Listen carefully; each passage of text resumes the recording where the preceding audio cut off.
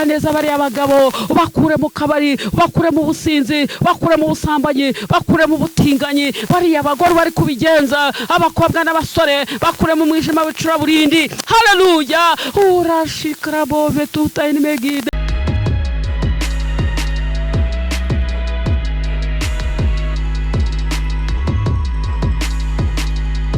nongeye kugaruka ni ya nshuti yanyu Mukandengo Anizia nongeye kubashimira cyane kuko ndabakunda cyane namwe murankunda abakora sabone like share mwese Imana ibaha umugisha abakurikirana ibiganiro byanjye mushyigikira ndabibona mbifurije amahoro y'Imana kandi Imana igibaha icyo umutima wanyu wifuza cyose Imana y'amahoro ibishimire nongeye kugaruka rero kugira ngo tuganire ku ijambo ry'Imana ku kiganiro gifite insanganyamatsiko ivuga ngo kuba intwari biraharanirwa. Imana ishimwe, kuba intwari umuntu arabiharanira kugeza bigezeho. Imana ishimwe. Mbere yuko rero twinjira mu ijambo ry'Imana, reka dusenga Imana. Mana nyiribihe, data wa twese mwiza, ndagushimiye kuko waradukunze uduha Yesu. Yesu waradukunze udupfira urupfu rubi ku musaraba kugira ngo abakwizera bakakwiringira babe babona ubugingo buhoraho. Kandi Yesu icyakuzanye ni ukugira ngo udukure mu rupfu dushyire mu bugingo buhoraho, kuko ushaka ko abantu bose bakizwa bakamenya ukuri. Warambwiye ngo igihe nk'iki ngiki urampagurukije kugira ngo mvuge ubutumwa impande enye z'isi bamenye ko Uwiteka ari wowe Imana. Warambwiye ngo abantu bararushye kandi nta handi ho kuruhukira uretse muri wowe. Ndakwingiza Uwiteka Imana rero ugenderera abagabo, ugenderera abagore, ugenderera abakobwa n'abasore, Mana bamenye ko Uwiteka ari wowe Imana. Urakoze urakarama rero tugaha ikaze na karibu. Iyo dutatanyije n'imigambi ya Satani, tuburijemo imikorere yose y'umwijima, mu izina rya Yesu Kristo wa Nazareti tuguhaye ikaze, tuguhaye karibu. Mwuka wera Profeseri mukuru reka agere ku mpande enye z'isi asobanurire abantu bawe baguteza amatwi kugira ngo bumve icyo uvugana nabo. Urakoze urakarama, gere ku barwayi bakize, gere ku barembye rwose bakize, herekera kose wakorerwa ibitangaza, wageragaho abarwayi baruka bakora ukabakiza, wabashaka kuzura bapfuye, wahagurutsaga ibirema, wahumuraga impumyi. Mana no muri iki kiganiro abantu bawe bashe gukira, ko arambwiye ngo urahagurutse mu gihe nk'iki ngiki uko Uwiteka Imana ishobora byose. Ushimiye ko byumvishe kandi bikoze mu izina rya Yesu, amen. Imana y'amahoro rero ibishimire. Gusa hari agakorasi gato gafite amagambo meza kajyanye n'iriya nsanganyamatsiko ivuga ngo kuba intwari umuntu arabiharanira. Iyo ndirimbo iravuga ngo uri intwari Yesu we, uri intwari, uri intwari Yesu we, ntawuhwanye nawe. Uri intwari Yesu we, uri intwari, uri intwari Yesu we, ntawuhwanye nawe. Yageze mu bagabo urabigaragaza, wagera mu bagore kabigaragaza, wagera mu barwayi kabahagurutsa, wagera ku mpumyi ukazihumura. Uri intwari Yesu we, ntawuhwanye nawe. Uri intwari Yesu we, uri intwari, uri intwari Yesu we, ntawuhwanye nawe. Haleluya, haleluya, haleluya. Imana yambwiye ngo nze mbahanurire ko Yesu ari intwari ibyabananiye. Haleluya. Uwiteka Imana arabishoboye. Yesu arambwiye ngo arahagurutse. Yesu arambwira ngo ninze mbabwira ngo nimuhumure. Gihe nk'iki ngiki arahagurutse aje gutabara abantu bahagaritse umutima. Haleluya, oh haleluya. Yesu yambwiye ngo nje mpumuriza abantu be, ngo abantu barahungabanye, abantu bakeneye igihumuriza, abantu barakomeretse, bagenda n'ibikomere bivirirana, ariko Yesu yambwiye ngo amanuye no kumura inguma. Yesu yambwiye ngo afite ibipfuko byo gupfuka, ngo nimuhumure, yaje kuguhoza amarira, arakubwira ati mwana wanjye humera, komera kandi ushikame. Yesu Yesu ni umubyeyi ukomeye, yaradukunze adupfira urupfu rwe ku musaraba, akurwamo umwambaro w'ubwami, maze yambikwa urubindo, yambikwa ikamba ry'amahwa, mu mwanya yakwambitswe ikamba ry'ubwami, atakamero k'Imana, ava mu munezero w'ijuru, aza mu isi kugira ngo njyewe nawe tubone ubugingo. Imana y'amahoro iduhane umugisha. Reka dusome ijambo ry'Imana rero, wumve uko Imana ivuganye natwe. Imana yo mu ijuru iduhane umugisha cyane. Tugiye gusoma ijambo ry'Imana riri mu gitabo cyo kubara, ibice byaho 11, umurongo waho ni uwa 5. Duhere ku murongo waho wa 6 tugeze ku murongo waho wa 10, twumve icyo Imana ivuganye natwe.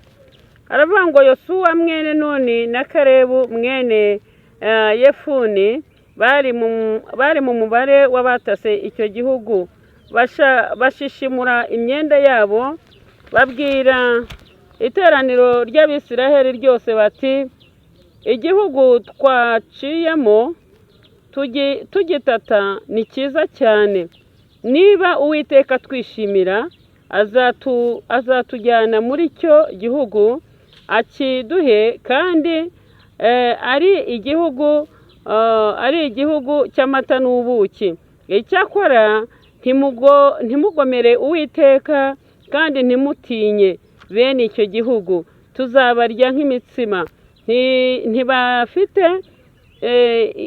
Ntibafite ikibakingira, kandi Uwiteka ari mu ruhande rwacu, ntimubatinye. Imana yo mu ijuru nishimwe cyane. Reka dusoreze ku ijambo ry'Imana riri muri Yosuwa, igitabo cya Yosuwa, ibice byaho 3, umurongo wa 7. Aravuze hati, Uwiteka abwira Yosuwa ati, uyu munsi ndatangira kugukuza mu maso y'Abisirayeli bose, kugira ngo bamenye yuko ndi kumwe nawe nk'uko nabanaga na Mose. Ariko abwire abatambyi bahetse isanduku y'isezerano uti, nimugende ku nkombe ya Yorodani, mumanuke muhagararemo. Imana yo mu ijuru niduhane umugisha. Imana y'amahoro iduhane umugisha. Twumvishe ijambo ryiza cyane, ijambo ritubwira ku bagabo babiri babaye intwari. Imana igihamagara benshi ariko igatoranya uko ishaka. Imana ishimwe. Hari abantu bajya babibigwari ariko abandi bakaba intwari. Twatangiye tuvuga ngo iri jambo tugiye kuganira Imana yanshyize ku mutima, rifite insanganyamatsiko mbisubiramo, bivuga ngo kuba intwari umuntu arabiharanira. Haleluya. Reka duharanire kuba intwari. Aba ni Abisiraheli. Ni ukuvuga ngo hari igihe cyageze bamaze nyine kwambuka Yorodani, bari mu butayu, noneho babona ko ari ngombwa kugira ngo bajye mu gihugu cy'iwabo Imana yabasezeranyije cya Kanani. Ariko noneho icyo gihugu cy'iwabo cyari cyarafashwe n'abantu b'abanyamaboko, ngo bari abagabo barebare cyane b'Abanaki, ngo bari abagabo bafite amaboko, bari barebare cyane ku buryo bakurebaga ngo umuntu akagira ubwoba. Ariko birangije ngo Mose na Aroni bashyiraho abantu b'intasi, avuga ati, mbere yuko dutaha muri gakondo y'iwacu, mureke dushyiraho abantu bagende bajye kuturebera, bajye gutata igihugu, tuburebe niba tuzaba turi amahoro, tuzagerayo ntagire icyo tuba. Kuko bari barambiwe kuba mu bubata bwo muri Egiputa, kandi Imana yari bahaye amakuru yuko bagomba gusubira mu gihugu cy'iwabo. Imana yari irambiwe agahato ko muri Egiputa. Imana yari yumvisha iminiho yabo, ireba agahinda, ireba agahato, irangije bakura mu bubata kugira ngo bashyire mu gihugu cy'isezerano. Imana ishimwe. Nawe nagira ngo nkubwire ngo nuhumure, ari ibyo Imana yaguteguriye kandi ibyiza biri imbere yawe. Haleluya. Reka gucika intege wa mugabo we, ureke gucika intege wa musore we, ntucike intege wa mugore wa mukobwa we, kuko Imana iri mu ruhande rwacu. Imana ishimwe. Ijambo ry'Imana ryo rijya ritubwira mu Baroma ibice bya 8 umurongo wa 31, aravuga ngo mbese tuvuge iki? Niba Imana iri mu ruhande rwacu, haleluya, niba Imana iri mu ruhande rwacu, mwisha wacu ninde? ngo ubwo itatwimye umwana wayo w'ikine gikunda, izabura ute kumuduhana n'ibindi byose? Imana irabifite. Imana ifite ibyo bakunyaze, Imana yashaka kugarura ibyo bakwatse, Imana yashaka kukugarurira ibyawe watswe kandi gushyiraho n'indishyi y'akababaro. Imana ishimwe. Ni Imana ijya ihendahendwa ikemera guhendahendwa ikaza kureba ibyakunaniye ikabishyira mu buryo. Imana ishimwe. Ni ukuvuga ngo rero igihugu cyabo cyari cyarafashwe na bariya abagabo banini babana kibarebare, ariko noneho ngo abagabo 10 bagenda bagiye gutata icyo gihugu. Noneho ngo Yosuwa na Kalebu nabo bagendamo, bagenda ariko bucecera. Abagabo b'abanyabwenge, abagabo b'imbaraga, abagabo batinyutse, abagabo b'intwari. Barangije ngo bajyana n'abandi 10 bajya gutata igihugu. Bagezeyo babona birakaze, barebye ijisho ry'abo bagabo banini barebare, baratinya, baravuga bati yewe karabaye aba bantu tunabageze imbere. Bati twebwe ati tumeze nk'inzige imbere yabo. Ntago bishoboka ko iki gihugu nubwo Imana yavuze ntago byashoboka, ntago iki gihugu twakibona, ahubwo buriya nyine turagumya tuye mu ruzerero rwo mu butayu. Iki gihugu cyacu cya Kanani ntago bishoboka. Ni igihugu cyiza cy'amata n'ubuki biragaragara, ni igihugu kirimo ibiti byiza byera imbuto. Nubwo dushonje abakitunyaze bari kurya bamerewe neza, ariko tuhageze baturya nk'abarya imitsi, mbese batumerera nabi. Ariko birangije abagabo babiri bo bicarana ibanga, bumva bafite confidence yo kugenda bagakomeza abandi. Mureke tuba abagabo b'intwari bo gukomeza abandi, twe kuba abantu bagenda babunza urugambo rwa bateza waraza bajya guca abandi intege bavuga ngo ntibishoboka, kandi imbere y'Imana byose birashoboka. Imana yo mu ijuru nishimwe cyane. Ku Mana birashoboka, kuri wowe ntago bishoboka, ku bana b'abantu ntibishoboka, ariko kuri data wa twese. Haleluya. Utakayamando nagira ngo ngumbwire ngo ku Mana birashoboka. Imana imbwiye ko bidashobokera abantu ije kubishyira mu buryo. Ibyananiranye Imana ije kubishyira mu buryo. Ibyo babona ko batakaje Imana ije kubigarura. Imana ishimwe. Imana yavuze yuko ije kugarura ibyacu byariwe n'akagungu n'ubuzukira. Imana ije kutugira neza, ije gushyira ibintu mu buryo. Imana ishimwe. Ariko noneho ntukagendane n'abantu badafite guhamya muri wa, ntukagendane n'abanyabwoba, uko abanyabwoba batuma ibyawe byaguma bikaribwa n'inzige, ariko nugendana n'abagabo b'intwari bazatuma ibyawe bigeraho. Imana ishimwe. Noneho ngo batata igihugu, ndetse ngo bageze no ku giti kiriho imbuto nziza, ngo bashanyuraho ishami ririho imbuto nziza cyane kugira ngo bashyire bagenzi babo bari nyine mu butayu. Baragenda ngo bahita bababwira umva tubabwira amakuru. Babagabo babwoba nibo babanje gutanga amakuru, ndetse babwira na Mose na Aroni nk'abantu bari babayoboye. Baravuga ati ntibishoboka, ntago bishoboka, nta namba, birakomeye. Igihugu twagiyemo rwose ni cyiza, ni cy'amata n'ubuki, ariko ntibishoboka, ntago bishoboka. Uhari abagabo barebare b'abanaki, abo bagabo twebwe turi kwirebye dusanga turi nk'inzige imbere yabo. Ntago bishoboka ko kira gihugu twakijyamo, nubwo bakitunyaze. Nibo bagomba kukamirwa, nibo bagomba kurya zirambuto, nibo bagomba guhinga ari amasambu, nibo bagomba gusarura ibyacu birimo bakarya ibyacu, twe tukaguma tukababara. Ntago bishoboka. Mbese bababwira amakuru y'incamugongo. Ariko noneho ngo Yosuwa na Kalebu barababara. Birangije ngo icyo Mose na Aroni bakoze, bo ngo babuze uko bagira, bumva barasebye. Babona abagabo bari biringiye nibo babazaniye inkuru z'incamugongo, bumva baragowe. Barangije ngo Abisiraheli babasubirana inyuma, bareba Kalebu na Yosuwa baravuga ati mwabisaza mwe, ubundi Mwegiputa ntago hari hahari, ese nta mva zariyo ntitwari kugwayo, mwatujyanaga hehe? Icyo gihugu mwatujyanye ko noneho wumva tutakigiyeyo, aho kugira ngo tubagumbe. Ubwo rero muragira ngo mutujyane.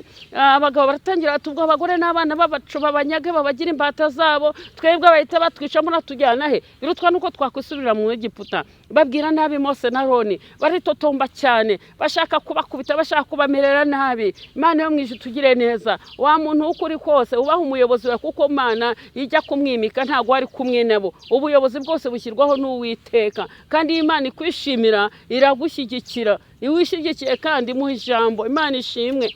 Birangije ngo Mose babonye ukuntu bigenze nyine babasubiranye inyuma, ngo iteraniro ryose ricura umuborogo, ricura umudugararo, basubiranamo barasakuza cyane, imyigaragambyo ibaho. Barangije ngo barabatumbira bashaka kubakubita. Noneho ngo Mose na Aroni ngo baca bugufiya, ngo barapfukama batakambira Imana, baratakamba barasenga, babura uko bagenza. Mbese babuze ijambo, basanga ntawe baribwira, babona nta n'uwo kubatega amatwi, ahubwo babona bagiye no kubatera amabuye, babona nta kuntu mbese bamerewe barangije bapfukama imbere y'Uwiteka. Urumva buriya ngo uvuga ufite icyo avuga mbese ntacyo aba yari yakabona, ariko wabonye burya buri icyo avuga.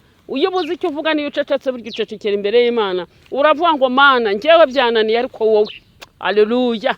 Aho tuburi inzira Imana irayifite. Imana ifite ubundi buryo bwo gutabara bera. Imana ifite ubundi buryo bwo gutabara abakozi bayo. Imana ifite ubundi buryo bwo kuguhoza nubwo wariraga. Imana ifite ubundi buryo yacishamo inzira ukayibona kandi ugatambuka, ababisha bawe bagafata ubusa. Imana yo mu ijuru nihimbazwe cyane. Birangiye ngo noneho ngo Karebu na Yosuwa nabo ngo bishakamo izindi mbaraga, umvuga bafite confidence yo gutabara bakavuga ijambo ry'abagabo. Haleluya. Iyo mpamvu nababwiye ngo kuba intwaro umuntu agomba kubiharanira. Bo baravuga bati moceceke natwe tuvuge. Noneho ngo Yosuwa na Karebu ngo baravuga kuko nabo bari bajyanye nabo bagabo. Abagabo 10 nibo bavuze amagambo y'amateshwa yo gutuma abantu bacikamo igikuba, baritotomba ndetse hafi yo kuba basubiranamo bakicana. Ariko noneho Yosuwa na Karebu bavuga ijambo rizima. Haleluya. Imana ishimwe. Barangije ngo babonye ukuntu bajyanye n'abagabo b'ibigwari, bagambo bavuze abagabo bavuze ubusa ntibavuga ijambo nyajambo. Barangije ngo bashishimura imyenda yabo, basanga kurimba ntacyo bimaze. Barangije baravuga tumva tubabwire. Haleluya. Aravuga ati igihugu koko natwe turi muri babagabo bagiye gutata igihugu ati cya Kanani. Imana ishimwe. Aravuga ati icyo gihugu twatase. Haleluya. Ati ni igihugu cy'amata n'ubuki. Imana ishimwe. Aravuga ati ni igihugu kirimo amata n'ubuki, ni igihugu cyera gifite umwero, ni igihugu kirimo imbuto nziza ziryoshye, nta mpamvu zo kutakijyamo. Aravuga ati cyo kora ati niba Imana twishimira. Haleluya. Imana yo mu ijuru nihimbazwe. Aho uri hose umfashe kuzamurira Imana icyubahiro, ko ni intwari ku rugambira rwanu gatsinda, abera bagatabarukana intsinzi. Haleluya. Imana iravuga Yosuwa na Karebu uravuga ngo niba Uwiteka twishimira. Haleluya. Mbese wowe urimo kwishimirwa n'Imana? Ati Uwiteka niba twishimira tuzabarya nk'abarya umutsima. Haleluya. Imana ishimwe. Hari ibyo Imana igiye kugira ikise nk'ibikata nk'aho ari umutsima ikase. Haleluya. Ubigende hejuru bye kugenda hejuru. Ati Uwiteka niba twishimira gusa. Imana ishimwe tuzabarya nk'abarya umutsima. Ati koko hari abagabo barebare, ati baba naki, ati ariko reka mbabwire nta butsinzi bafite, nta n'Imana yo kubarengera, ahubwo twebwe. Haleluya. Twebwe turi kumwe n'Imana y'inyamaboko, turi kumwe n'Imana irwana igatsinda, turi kumwe n'umurengezi. Imana ishimwe. Baravuga bati rero ntimubatinye, ahubwo mureke tugende. Haleluya. Gusa icyo Imana ishaka password ni ugukiranuka. Niba ntacyo upfa n'Imana, ufite ikibazo kimwe bibazo ufite, bikoreza Imana. Iyi Yesu aravuga ati munyikoreza amaganya yose kuko nita kuri mwe. Bigutwaye iki nubwo intambara ari nyinshi, ko Imana yabyemeye. Nta kigeragezo na kimwe kiza Imana itabyemeye, kandi ngo nta n'ikizagushyira imbere Imana itabasha kunesha. Imana yo mu ijuru ni yamamara. Imana yigeze igenda ijya kwa Yobu ari umukiranutsi, igira itya ijya kumuratira Satani. Bahurira mu nzira. Iyo Imana igukunda igendana nawe. Haleluya. Mukajya mu butembere. Mbese ugitemberana n'Imana kugeza ubwo ugera ku kigero cyo kubivyirato by'Imana ikakuratira Satani. Ariko Imana itemberana na Yobu, bagenda batembera bari mu butembere. Imana iri kumuha amabwiriza. Birangije ngo Imana ihura na Satani. Satani wowe uri mu bijya ati ndimo ndatembera isi, ati ndi mu ruzerero. Ariko birangiye ati wabonye umukiranutsi wanjye Yobu, ati nyine ati reka ameratya.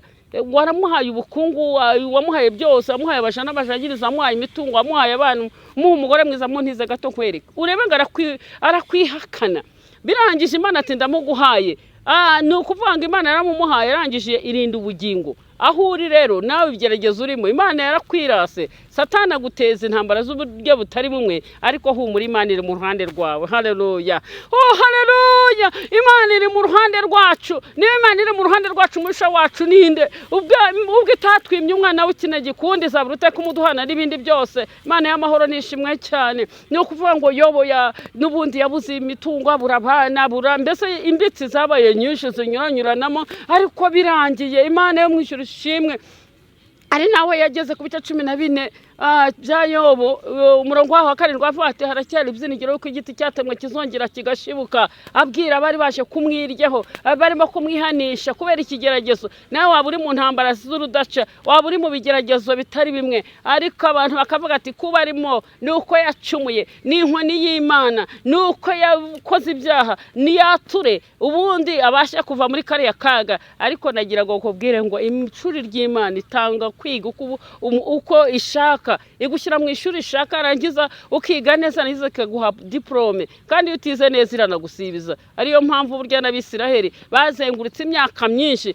ahantu bakagiye iminsi mike bahagiye imyaka myinshi cyane bari mu butayu. Ariko ndashimira Imana yo mu ijuru, haleluya. Imana igirema gakondo, Imana irwanirira abera bagatabarukana intsinzi. Imana ishimwe. Yobo haraho yageze nyine yariganiriye mu bigeragezo, ariko bigera ku gice cya 42 cya Yobo umurongo wa mbere aravuga ati nzi ko Mana ushobora byose kandi nawe ubasha kurogoya imigambi yawe. Iki Imana yashatse ntawe ukirogoya. Nzayimana upfa kuba uri kumwe nayo, igira ukuntu igenza bikemera igashyira ibintu mu buryo bari bazi ko bitagishobotse. Imana yo mu ijuru nihimbazwe cyane. N'Abisiraheli rero bari bazi ko batazanyera muri gakondo yabo, bajyana batuma abagabo bavuga amateshwa. Ndakwingenze ngo mugabo uraho, umugabo nyamugabo, mugore, mukobwa, musore, vuga ukuri nkuko kurimo, uvuga ukuri kw'Imana, k'Imana yatsinze, itsinda Satani, itsinze Yesu yayikuye ku musaraba Igorogota. Umwami Yesu ng'igitego cya mbere yagitsindiye ku musaraba Igorogota. Haleluya. Abari kuba imbata z'umwanzi Satani turabohorwa. Turashimira Yesu usigaye dutuma tujye kubwira abantu abarushye n'abaremerewe ngo ni mu musangara baruhura. Imana ishimwe. Imana yatabaye Abisiraheli ikoresheje Yosuwa na Kalebu. Imana ishimwe. Iravuga ngo niba Uwiteka twishimira tuzabarya nk'abarya imitsima. Imana y'amahoro nihimbazwe cyane. Twashoreje mu ijambo ry'Imana riri muri Yosuwa ibice bya 3 umurongo wa 7 havuga ngo nkuko nabanaga ngo guhera uyu munsi ndatangira kugukuriza imbere y'Abisiraheli. Haleluya. Harakandi Imana igikora igashyiraho ikinyuranyo cyo washakaga kumva ko ari uri hejuru, cyo wavugaga ngo ahari mfite ibi akumva ko ari wowe waceceka wakavuga. Haleluya. Ariko Imana ihamagara uko ishaka. Wowe udafite n'ubutunzi ifite ubutunzi, ifite inzira nyinshi yakunyuzamo ikakugeza ku nzozi zawe. Imana yo mu ijuru nihimbazwe. Turashimira Imana igibasha kwikorera ibitangaza. Turashimira Imana yatabaye Abisiraheli n'ubundi gakondo yabo barayibonye. Imana ishimwe kuko bemeye guca bugufi barasenga bubaha Imana, gakondo yabo barayibona, hanyuma baba naki bafata ubusa. Kandi Imana igibasha gukuza umuntu uko wubashye Imana ni nako ikubahisha. Iramubwira ati guhera uyu munsi abafite isanduku y'isezerano bari abatambye igenda ubabwire ngo uko nabanaga na Mose niko nzabana namwe.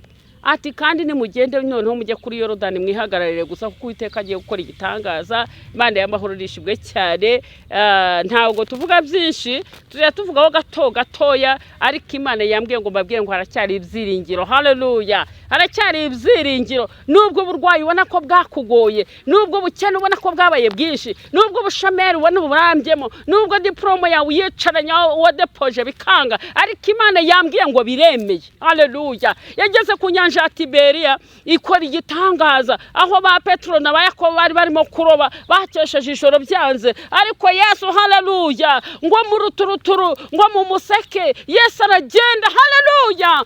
Utarabarasha inimeniyase Yesu ahageze igitangaza kiraremwa, ibyanze biremera, ibyari bimoso bigiburyo, aho Yesu yageze biremera, abarwayi barakira, impumyi zirahumuka, ibitangaza birakoreka. Haleluya. Turashimira Data wa twese ko niyisahara cyakora imirimo n'ibitangaza. Noneho ngo Yesu akihagera aravuga ati Petro muri mubiki? Petro agira isoni aravuga ati ariko ndimuhumure. Noneho Petro amubwiza ukuri ati twashonje tujya kwirwanaho, twaraye ijoro turoba ariko ntacyo twafashe. Aravuga ati rero kambabwire. Haleluya. Arababwira ati noneho nimujugunye iburyo. Yesu arakubwiye ngo jugunye iburyo. Haleluya. Haleluya. Humura ibyari biguteye ubwoba, humura Yesu abikuyeho. Arambwiye ngo nkubwire ngo ikiguteye ubwoba ni ikihe, kibikomeye byose Yesu abikuyeho. Dushimiye Imana rero ikoze igitangaza. Tugiye gusenga Imana, ariko bya bindi byagushikamiye Yesu araje abishikamire. Igitare cyari gikingirije imva ya Yesu, marayika ngo mu ruturuturu yagiye arabirindura,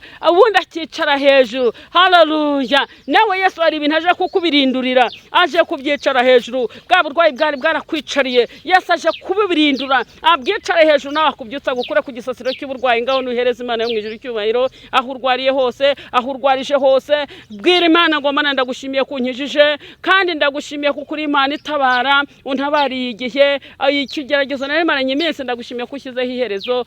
Mana turagushimiye rero kuko uri Imana y'amahoro. Sengeye aba bantu bawe Mana data wa twese, abarushye n'abaremerewe, Mana nubaruhure. Kandi ijambo rye ravuga ngo tubaze dushaka ubwami bw'Imana no gukiranuka, ibindi tuzabyongererwa. Gira neza bari abagabo, abagore, abakobwa n'abasore. Mana data wa twese, abari mu nzira z'umwijima bamukishiriza mu maso hawe, nkuko watunguye Sawuli ari kurenganya ubwoko bw'Imana, akamenya ko Uwiteka ari kukurenganya. Yumva ijwi rimubwira ngo Sawuli, Sawuli undenganyiriza iki? Nawe aravuga ati ndinde ruwo ndenganya. Uramwiyereka Yesu mu mucyo mwinshi, aratungurwa, ararabirana yikubita hasi, abona umucyo wawe. Yumva ijwi ryawe arahindukira, wari Sawuli ahinduka Pawulo. Haleluya! Utarabara shayini yase. Ndagushimiye ko natwe twari nka ba Sawuli, uduhindura ba Pawulo. Haleluya!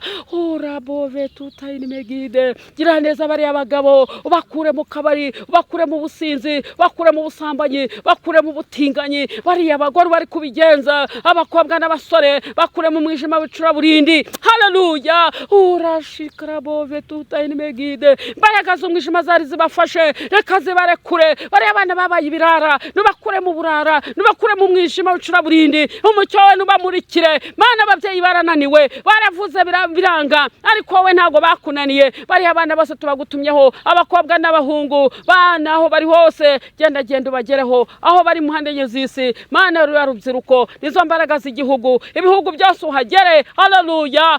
Urashikara bove tutayini megide. Reka bimenyekane mu isi hose. Urabo tutarabara shikarabo randore meniyase. Bimenyekane mu isi yose ku Uwiteka ari wowe Mana. Ushyiraho iherezo ku byari byarashikamiye abantu, bibashikamire mu izina rya Yesu. Umwijima uhunga, umucyo wawe ugaragare. Tugushimiye kuri Imana y'amahoro, tugushimiye kuzamuye ibendera ry'ubutsinzi, tugushimiye kukije abarwayi, tugushimiye kutanza akazi, tugushimiye kutanza ubundi buryo, tugushimiye kutanza imibereho, tugushimiye kutabaye imfubyi, tugushimiye kuhumurisha abapfakazi, tugushimiye kubaciriye urubanza rwiza. Haleluya! Abatagira agakirengero barengeye. Ndagushimiye Yesu kongeye gushyiraho inzira.